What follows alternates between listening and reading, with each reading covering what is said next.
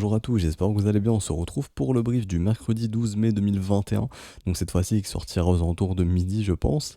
Alors, au programme, Bitcoin très rapidement, hein, ce léger rebond qu'on a eu hier depuis le mouvement baissier qui était plus dû à une chasse de liquidité qu'autre chose. Ensuite, on verra aussi cette charte ici. Je crois que je peux identifier un mouvement de continuation, je verrai ça avec vous. Ici, bon, les spreads, j'en parlerai pas aujourd'hui, honnêtement, ça n'a pas changé depuis hier. Je vais faire abstraction des spreads aujourd'hui. On parlera d'Ethereum qui pour le moment continue son rallye, hein, 4300, 4400 dollars à l'heure actuelle, on verra ça ensemble. XRP, LTC, j'en parlerai pas, toujours consolidation ici, enfin très court terme, hein, LTC toujours aussi. XRP, une consolidation un peu plus grosse, mais bon, on a identifié les niveaux, donc je ne prendrai pas la tête tant qu'on restera entre ces deux bancs, je ne ferai plus d'update. Et donc on parlera de EGLD qui revient pas en commentaire, j'ai vu Zach aussi, et je me suis dit pourquoi pas parler de BNB, honnêtement j'ai pas vu la charte, mais on verra ça ensemble. Alors je reprépare EGLD pour la suite du brief et peut-être un petit peu d'order flow s'il y a que ça à dire sur le BTC. Alors Bitcoin, franchement très rapidement, tout ce que j'ai dit hier, c'est toujours d'actualité. Ce qu'on attend, c'est une résolution haussière ici, donc c'est-à-dire que cette structure puisse prendre forme. Si elle prend forme, c'est extrêmement bull. Ça signifierait vraiment qu'on a vraiment instauré un momentum qui est bull de l'autre côté de la trendline, et à ce moment-là, on pourra reprendre en valeur. À noter aussi qu'on a une contraction sur le momentum, donc en attente de la résolution de celle-ci. Il faut que ces W puissent prendre forme. Donc je vais vous indiquer les niveaux à venir péter. Donc il y a ici, il y a ici. Donc si on vient casser ces niveaux, c'est extrêmement bullish sur le momentum, ça indiquera vraiment retour de momentum sur du court terme et bien entendu ici. Donc là c'est vraiment les seuls niveaux à surveiller, en tout cas pour retrouver un momentum bull, et pour retrouver un momentum bear, c'est ici, ici et ici. Ok, mais là je vais juste indiquer les valeurs bullish. Je vais aller rapidement en 1 heure, je vais retirer tous les schémas, je vais juste voir la tête du momentum. Ici en 1 heure, alors, ok, récupération du momentum des bulls ici, petit rebond, et ici perte de momentum. Les bulls récupèrent le momentum, les bears le récupèrent, donc c'est du ping-pong, c'est simplement un range. Donc honnêtement, Bitcoin, ça va être très vite pour aujourd'hui, j'ai mis combien de temps? Peut-être 2 minutes 20. Bitcoin c'est fini, honnêtement c'est fini. Techniquement, je vais juste faire un petit peu d'underflow, voir ce qui se passe. Alors ici on avait vu lundi matin, du coup dimanche soir, on avait vu que tout le monde était rentré à l'achat d'un point de vue contre-dérivé, enfin une grosse majorité. Donc il s'est passé quoi? Si tout le monde achète ici avec du levier, les liquidités s'accumulent comme ça. Donc le marché a été les chercher. Donc c'est pour ça qu'on avait dit probablement un mouvement baissier.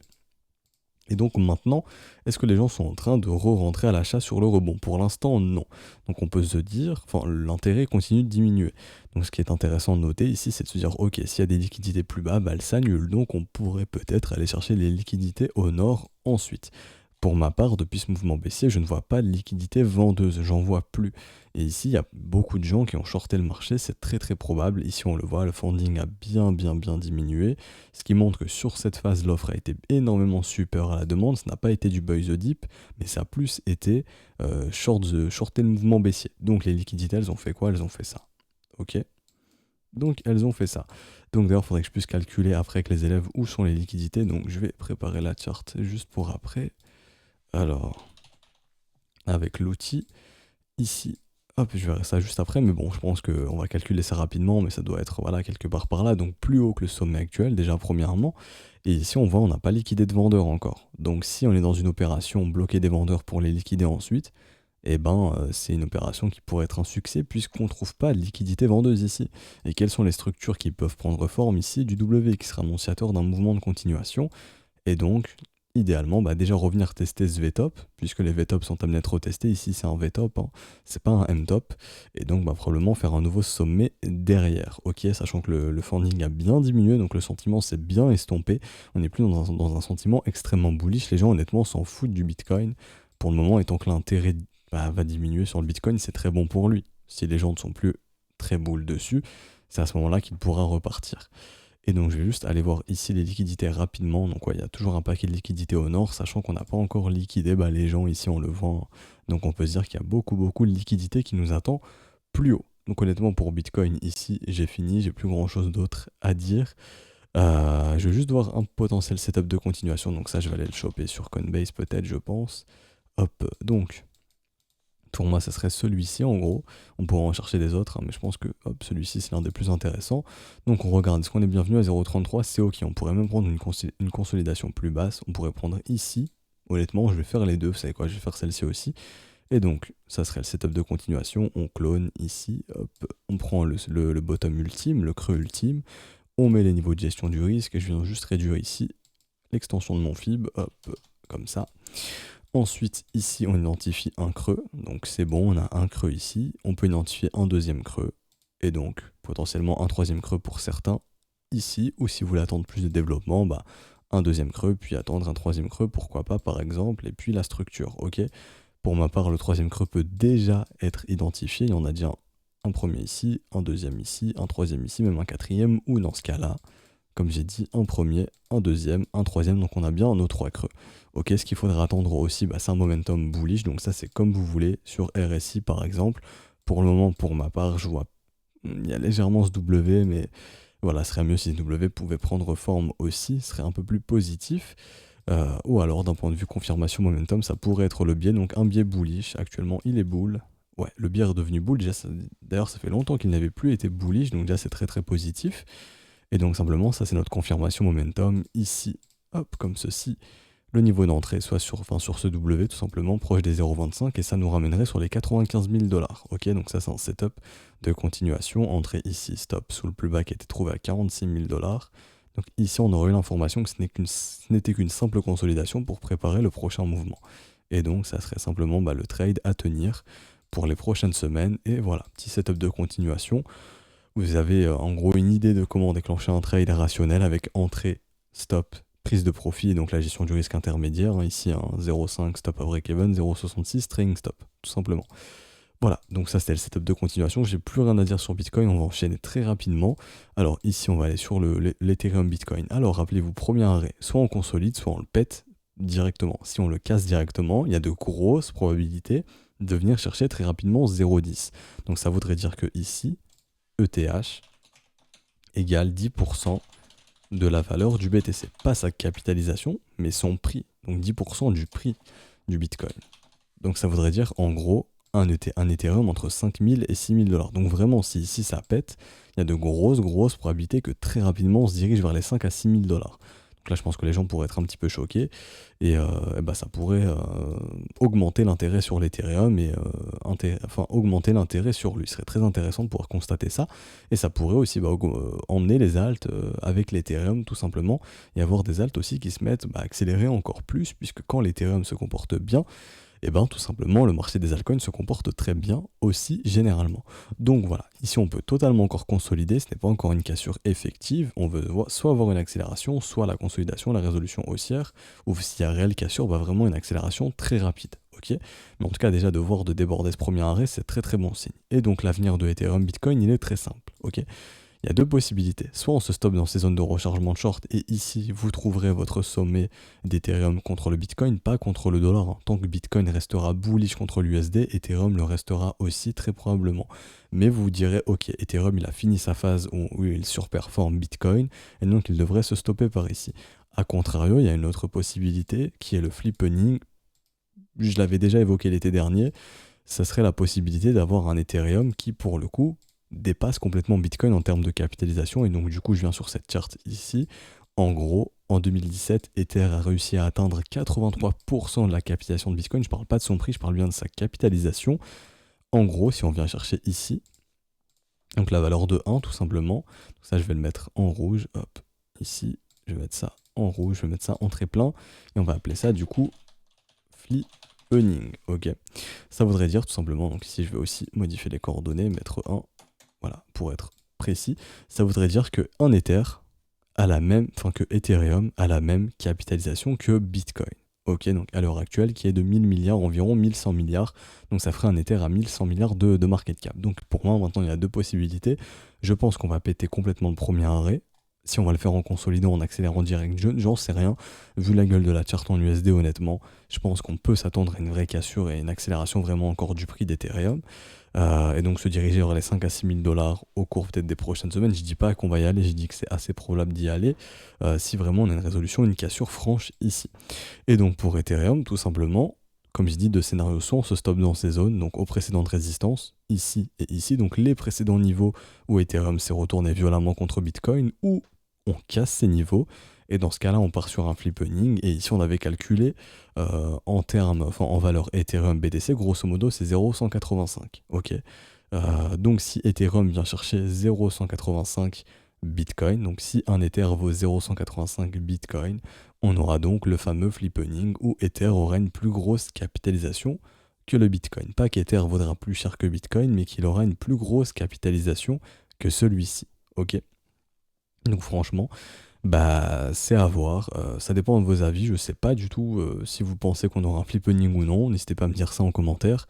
Je pourrais même faire un straw poll si j'y pense. Après, je le mettrai en description. Si franchement, si j'y pense, hein. S'il n'y a rien en description, m'en voulez pas. Mais si j'y pense, je vous mettrai un straw poll et du coup, bah ça pourrait être intéressant de voir un petit peu les avis sur YouTube si on aura un flippening ou non. Si vous pensez qu'Ether peut, grosso modo, franchement avec des termes plus simples, je vais pas aller ici, je vais aller sur le market cap. Si vous pensez qu'Ether peut se retrouver premier, tout simplement, ou non. Franchement, ça m'intéresse. N'hésitez pas à me dire ça. Et donc, bah, j'ai fini pour Ethereum. Pour le coup, j'ai pas d'autre chose à dire. Je vais aller rapidement en USD. Pourquoi pas checker un petit peu le momentum ici. Alors, on va aller en 4 heures. Donc, en weekly, c'est toujours bullish. D'ailleurs, oh, intéressant. Est-ce qu'on est venu chercher les 4400? On y est tout proche. Donc, on a nos prochains niveaux d'extension ici. Franchement, pour moi, c'est un niveau très important, les 4400. Si on le pète, on a ici les 5219 dollars et ensuite bon, bah, les 6432 dollars. Donc on verra s'il y a réaction ou pas ici. Mais ce sont des localisations très intéressantes et faudra surveiller tout ça. Moi, de ce que je vois de mon côté pour le moment, je vais juste aller en daily ici. Et je vois pas de perte de momentum. Je vois un William en état d'enfoncement. Pour moi, c'est totalement bullish ici. On peut encore accélérer encore et encore. Ici, je vais diminuer en 4 heures. Est-ce qu'on a une perte de momentum? Alors oui, on a eu une perte. Ok, bon, il y a CRX active. Je sais pas ce qu'il me veut, lui. Alors, je passe en mode avion, comme ça, il s'activera plus. Désolé pour ce petit moment de cut. Alors, hop, c'est bon. Ok, désolé. Bon, je reprends les explications. Donc oui, il y a une petite perte de momentum ici, en fait, qui signifie que le mouvement peut, on va dire, devenir un peu moins fort. Un peu moins fort ici en tout cas en USD puisque voilà on a de nombreuses pertes de momentum pour le moment. Ça ne veut pas dire que le cours va baisser, ça veut simplement dire que les acheteurs commencent sur du court terme à perdre un peu de jus. Ok, on perd un petit peu de jus, on peut continuer de monter, mais tant que le momentum restera ainsi, on peut monter doucement mais sûrement, comme ceci, ok. Ou alors instaurer une consolidation pour repartir ensuite. Tant qu'on ne verra pas de sommet de marché, on parlera soit de consolidation ou de ralentissement de mouvement. Ici je pense plus que c'est un ralentissement de mouvement. Mais rappelez-vous, tant que William reste dans un état d'enfoncement, ces divergences, on peut complètement les ignorer. Et ici, c'est un peu le cas, hein, puisque ces divergences se forment, mais bon, le marché continue et continue de monter sans trop consolider. Donc là, on retourne dans un état de stupidité, donc on peut tout simplement se remettre aussi à réaccélérer, mais notez tout de même d'un point de vue momentum. Maintenant, c'est clair, c'est bien dessiné, il y a quand même une perte de momentum ici, donc on pourrait se dire, ok, Ethereum, calme-toi un petit peu, pourquoi pas. Juste consolide un petit peu, ok, mais en tout cas c'est toujours très très bullish. Et notez bien aussi, on avait vu ça ensemble, que d'un point de vue Ethereum, je vais aller ici, d'un point de vue Ethereum sur l'intérêt du coup de fin mai, je ne sais plus si c'est fin mai ou autre, donc non, c'était 4000 ici sur les options, 5000, un gros intérêt de 5000 sur le niveau des 5000 dollars pour fin mai. Et ici en juin, on avait vu le gros niveau d'intérêt des 4480, donc c'est vraiment un niveau qui veut être atteint par le marché. Ensuite on a les 5000 et on commence à avoir un gros niveau d'intérêt sur les 8000 dollars pour fin juin. Ça ne veut pas dire qu'on sera à 8000, loin de là. Mais on a quand même de gros niveaux d'intérêt, de gros niveaux d'intérêt sur les achats de calls, sur les 6000, 4000 et 5000 dollars. Donc plus haut, donc grosso modo, ça voudrait dire que l'Ethereum a réussi à péter son premier arrêt contre Bitcoin et donc s'est dirigé vers la valeur d'un dixième de Bitcoin. Ok, j'ai fini pour Ether, XRPLTC j'en parle pas. On va juste aller sur EGLD maintenant, très rapidement, c'est toujours de la consolidation, donc on avait identifié la zone de combat, on a bien fait le taf, le marché n'a donné aucune résolution pour le moment, c'est une simple conso personnellement, et je le dirai toujours, tant que le premier arrêt est maintenu, je m'attends à une consolidation, une résolution haussière, donc à une poursuite des prix, et si nous avons résolution haussière, nous allons d'ores et déjà calculer les niveaux très probables à venir chercher. Donc simplement ici une extension, donc AB égale CD qui nous ramènerait sur les 364 dollars. Le ratio que j'apprécie énormément, rappelez-vous 1,618, donc ici 513 dollars, donc entre les 513 et 600 dollars pour EGLD, si ici ce n'est qu'un mouvement de continuation, et ça a l'air d'être le cas tant que le premier arrêt est maintenu, ok. Et donc ici vous pouvez d'ores et déjà constater un setup de continuation, un creux, deux creux, trois creux, si la structure prend forme, let's go, allons chercher les 364 dollars. Pour le moment, personnellement, je vois rien de bear ici sur EGLD, Tant que le premier arrêt est maintenu, rappelez-vous, vous êtes dans un mouvement tendanciel, donc ça je vais le noter. Tant que le premier arrêt est maintenu, nous sommes dans un bear trap, donc dans un piège baissier, et donc l'objectif d'un bear trap, c'est d'aller chercher plus haut. Ensuite, on enchaîne sur ZEC. Alors ZEC dont je vous parlais quand on était sur CW Weekly premièrement, mais surtout la semaine dernière dans la zone de rechargement pour vous montrer des assets qui sont encore intéressants d'un point de vue localisation, ok, pour de l'investissement. Donc là, on arrive sur le premier arrêt sur ZEC. On est en train de quitter la zone de rechargement, donc là où la smart money pouvait encore continuer d'accumuler, et donc les prix devraient s'accélérer, surtout si on a une résolution de ce premier arrêt, si vraiment on le cède.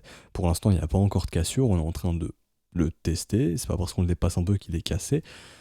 S'il casse, on le verra très vite, c'est-à-dire qu'on aura une grosse accélération jusqu'au prochain niveau qui est les 500$, ok. Si ça consolide, on verra aussi la consolidation se mettre en place. Pour le moment, on va regarder le momentum en weekly, il est totalement bullish, donc on peut s'attendre à une accélération des prix et donc à une cassure franche du premier arrêt. Je vais regarder en daily ici. Alors, ici, de même, pour l'instant, on a toujours un momentum qui est bullish pour moi. Donc on peut s'attendre aussi à une accélération ici en daily. Je vais regarder en 4 heures. Est-ce qu'on a une perte de momentum ou non? Oui, ici, il y a eu perte de momentum. On va voir ça. Divergence ici. Consolidation. Maintenant, on semble repartir. Mais le momentum n'a toujours pas été récupéré par les bulls. Pour le récupérer en 4 heures, il faudra venir casser le sommet ici. Si on le casse, on pourra s'attendre à une accélération. Et je pense que c'est à surveiller en 4 heures. Hein, si on fait un nouveau sommet ici, sur le momentum, ce sera récupération du momentum des bulls sur du court terme. À ce moment-là, une accélération pour péter le premier arrêt, très probablement. Pour ZEC, donc ZEC franchement est très bull en USD. Il a encore une bonne localisation, je pense, comme un ETC, ZEC a le potentiel d'au minimum venir chercher sa zone d'extension ici, donc un ZEC entre les 1200 et les 1600$. Pour moi, c'est pas du tout aberrant. Et quand on voit la charte de ZEC BTC, on a aussi l'information qu'il est prêt à surperformer le Bitcoin. Depuis CW Weekly, information que nous avons, ZEC est prêt à surperformer le Bitcoin. Vu que le Bitcoin ne fait pas grand chose, ZEC va le surperformer très probablement. Donc ça montre qu'il est aussi prêt à prendre de la valeur contre le dollar également. Et ici, franchement, d'un point de vue momentum, c'était très bulls. On sort l'état d'enfoncement, le WSD signe, le BV très croissant. Donc ici, vraiment un excellent setup aussi sur ZEC BTC. Voilà, si vous voulez gagner un petit peu de Bitcoin, ZEC va probablement vous en faire gagner tout simplement. En tout cas, vu la dynamique, hein, ce n'est pas un conseil d'investissement, encore une fois, je le répète. Mais bon, c'est pour vous montrer des charts qui sont intéressantes d'un point de vue localisation, des investissements qui peuvent être rationnels et au final ce qu'on chasse dans l'école. Du coup, on va finir ce brief avec BNB, donc ça aura été un brief un peu plus court aujourd'hui. Alors, BNB complètement bull ici, le truc est complètement bullish. Est-ce que le premier arrêt a cédé? Non, donc nouveau sommet, je peux d'ores et déjà. Du coup, je vais pas décaler mon fil pour le moment, je m'en fous. On va juste regarder les autres mouvements, donc je vais essayer d'épurer un peu la charte. Donc ça c'était les précédents mouvements, honnêtement je m'en fous un peu. La garage jaune je m'en fous un peu. Ici je m'en fous un peu aussi. Ça je vais supprimer. Je vais, du coup résolution haussière, je viens de voir ça avec vous. Hop, donc poursuite du mouvement, c'était un range, hein, les bulls ont gagné. Très bien, donc BNB est toujours très bullish ici. Et donc je vais calculer la prochaine zone, les prochains niveaux à venir chercher, donc les nouvelles zones d'extension. Ok. Donc ici simplement je prends ce mouvement, donc on a le AB égale CD, donc à 880$. Donc pour moi c'est un niveau à venir chercher très probablement au cours des prochaines semaines. Ensuite vous connaissez, j'aime beaucoup, 1160$ et bien entendu le gros chiffre rond des 1000$ et très probablement qu'on ira. Maintenant, est-ce que c'est un asset où vous chassez l'investissement? Non, c'est trop tard l'investissement, il fallait le chasser lors des retours en zone de rechargement, lors des WUCLI que vous aviez vu, vous auriez pu voir. Maintenant c'est trop tard. En commentaire je vois souvent dire pourquoi tu dis que c'est trop tard alors que tu penses que ça peut aller plus haut. Je pense que ça peut aller plus haut, mais est-ce que j'ai des conditions pour rentrer? Non, c'est totalement différent. Je ne rentre pas sur un asset qui est vertical. Mon but, c'est de chasser ces WUCLI, comme c'était le cas par exemple sur ETC quand on en parlait il y a quelques mois, ou ETC on en parlait sur ces WUCLI, notre but c'était d'acheter ici. Ici on en parlait, d'acheter ces WUCLI, des signaux très puissants. On achète quand c'est horizontal et quand les W se dessinent, pas quand le marché est vertical comme ça. Maintenant, BNB est complètement vertical, donc pour un investisseur, ça ne vous intéresse plus. Ok, parce que vous pouvez vous manger simplement la réciproque d'un mouvement vertical. Pensez à Newton, hein, la gravité. Tout ce qui est amené à monter trop et trop rapidement sera amené aussi à redescendre. Jeter une pomme très vite en haut, elle va monter très vite dans les airs, mais elle va aussi redescendre très vite. Les marchés, c'est exactement la même chose. Pensez à Newton, gravité, il y a une gravité sur les marchés, ça peut descendre très vite aussi, donc ça finira par rebondir également. Ça aussi, c'est un autre concept du coup de Gann, hein, qui est un retracement de moitié en moitié moins de temps. Mais pensez aussi à Newton, qui est la gravité, donc ici ça monte très vite, tôt ou tard ça descendra très vite, mais on ne sait pas quand est-ce que ça descendra, et techniquement en tout cas il n'y a pas de signe de sommet, donc pensons haussier. C'est pour ça que je m'adresse plus à des traders de continuation, donc ceux justement qui veulent trader les poursuites de mouvement. Donc simplement ceux qui attendent les consolidations, comme ça avait pu être le cas ici, le mouvement aussi à la consolidation, 1 creux, 2 creux, 3 creux, la structure, let's go le mouvement de continuation. Donc ici c'est un setup de continuation parfait, mais plus d'investissement, de continuation. Ok, et ici c'est la même chose, le setup de continuation, donc là on est parti sur un énième mouvement de continuation. Mais pour l'investissement, ça se passait ici bien entendu, ça ne se passe plus ici. Ok, donc on va s'arrêter ici pour aujourd'hui, j'espère que ça vous aura plu. Si c'est le cas, n'hésitez pas à laisser un petit pouce bleu, à vous abonner si ce n'est pas déjà fait, ça fait super plaisir. À nous rejoindre sur Discord, le lien est en description dans les commentaires. Si vous souhaitez rejoindre l'école, passez plus via les paiements en crypto-monnaie, tout est expliqué dans le bienvenu du Discord, hein. Si vous avez une quelconque question, n'hésitez pas à contacter un des professeurs qui sera connecté et qui vous répondra à toutes vos questions. Je vous souhaite une excellente journée, on se retrouvera donc demain pour un prochain brief. Ciao ciao.